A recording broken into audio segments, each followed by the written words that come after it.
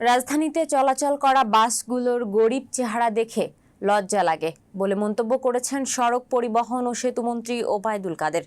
তিনি বলেন, এত গরিব গরিব চেহারা আমাদের বাসের। আফ্রিকার ছোট ছোট শহরেও এর চেয়ে ভালো বাস চলে। আজ রবিবার রাজধানীর একটি হোটেলে আয়োজিত branding seminar on Dhaka metro rail অনুষ্ঠানে তিনি এসব কথা বলেন। ওবায়দুল কাদের বলেন, এই ঢাকা শহর যেই বাংলাদেশ শেখ হাসিনার নেতৃত্বে উন্নয়নে বিস্ময়, সেই দেশের রাজধানী পৃথিবীর অন্যতম খারাপ।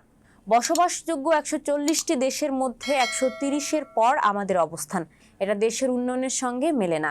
সড়ক পরিবহন ও সেতুমন্ত্রী বলেন, এই শহরে এত দামি গাড়ি চলে, কিন্তু বাসের অবস্থা এত খারাপ কেন? বারবার কথাবার্তা বলেও সমাধান করা যায়নি। এই অবস্থা থেকে আমাদের মুক্তি পেতেই হবে। ঢাকায় যে বাসগুলো চলে ভীষণ খারাপ লাগে দেখতে।